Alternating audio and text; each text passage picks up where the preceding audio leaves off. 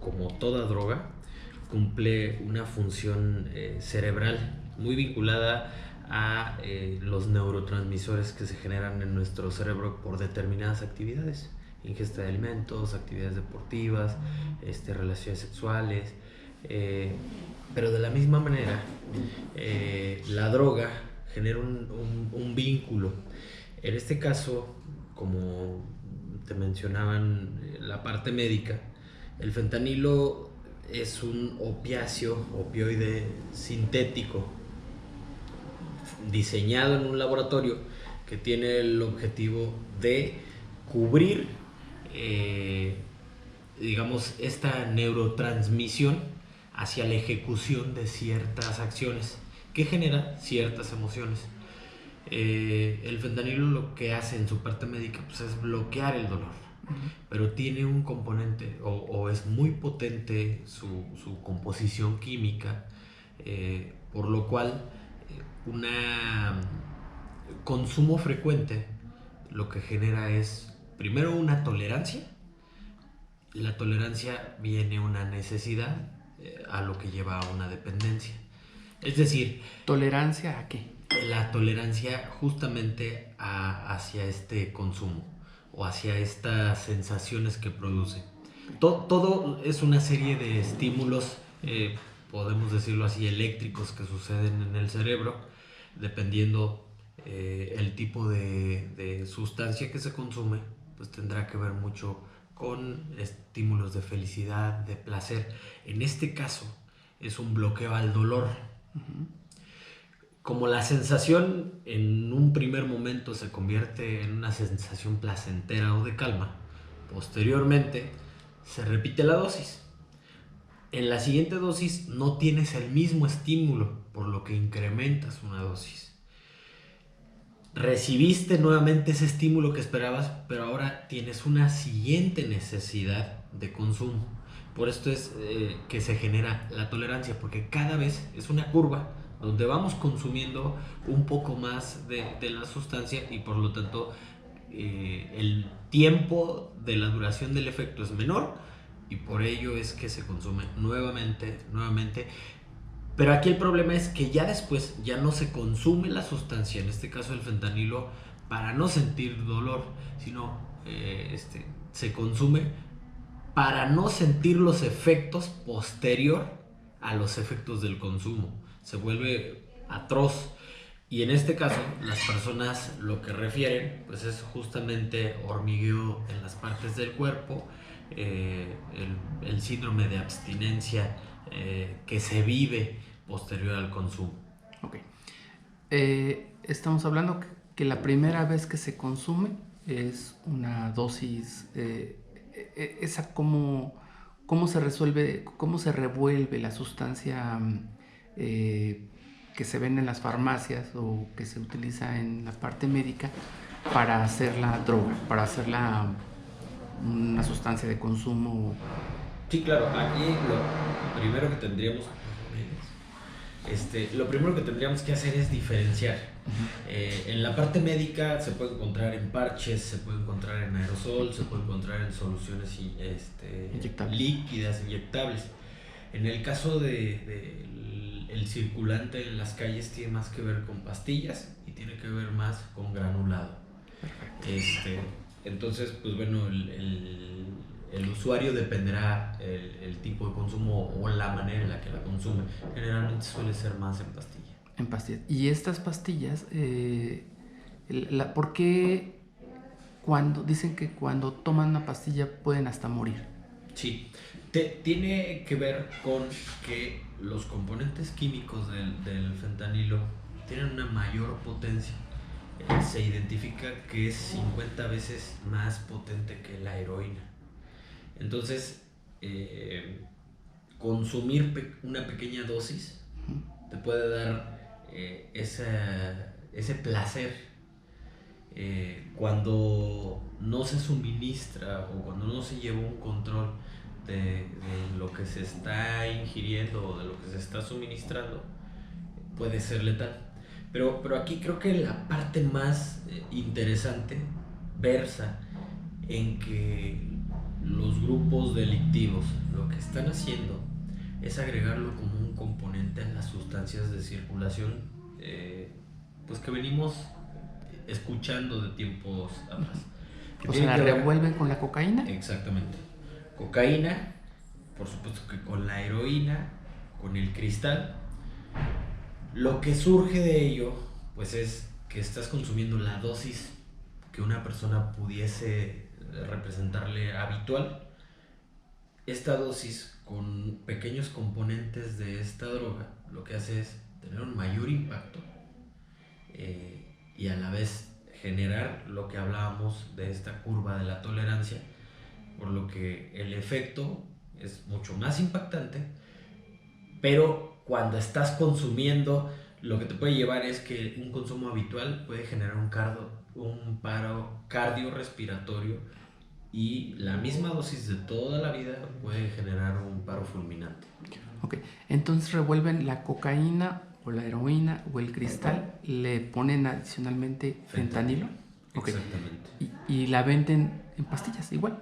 Sí, más bien lo disuelven en el tipo de producto. O sea, son dos productos distintos que el consumidor lo revuelve o te lo venden revuelto. El fentanilo, lo que está sucediendo con los grupos delictivos es que lo están revolviendo, pero quienes lo revuelven son los productores, okay, no los consumidores.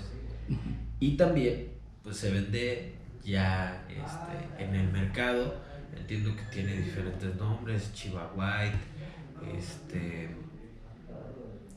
China White también,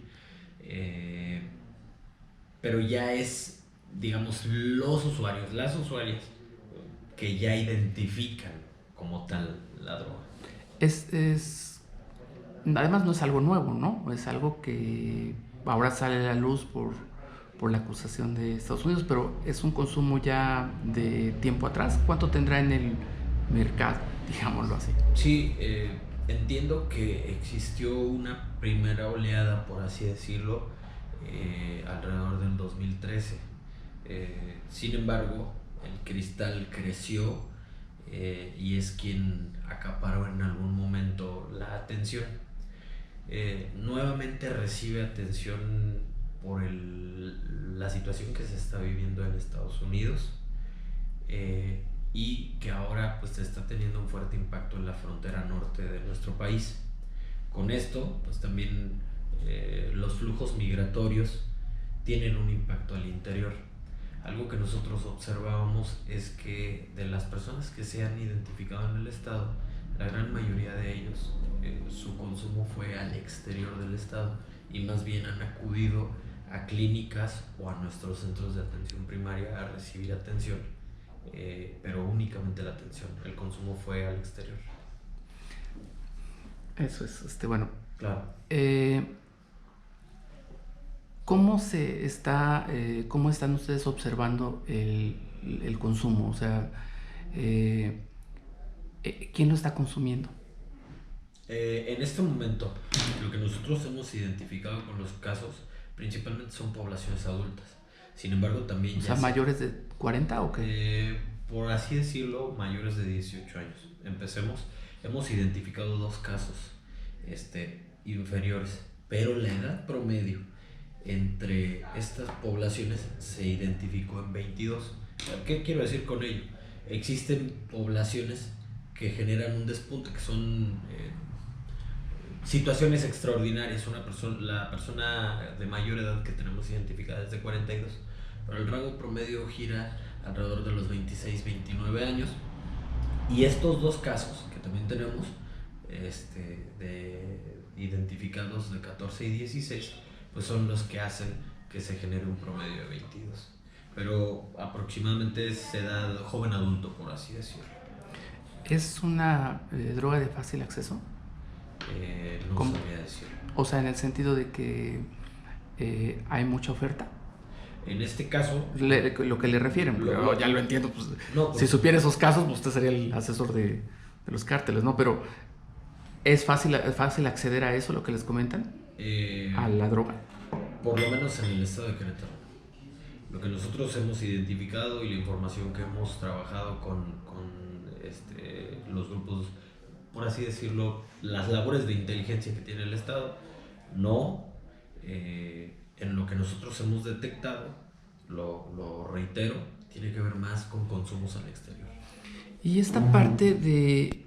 ¿En dónde es? O sea, es zonas urbanas, me imagino, ¿no? Sí, ¿Municipio de Querétaro y principalmente. San Juan o dónde? Principalmente, sí, las zonas metropolitanas es donde se ha identificado, en este caso en San Juan del Río, y quisiera precisar, si no me equivoco, también fue Periódico Noticias quien eh, puntualizó que eran 11 casos en San Juan del Río. No, en realidad lo que nosotros tenemos detectado es solo uno en un centro de atención primaria.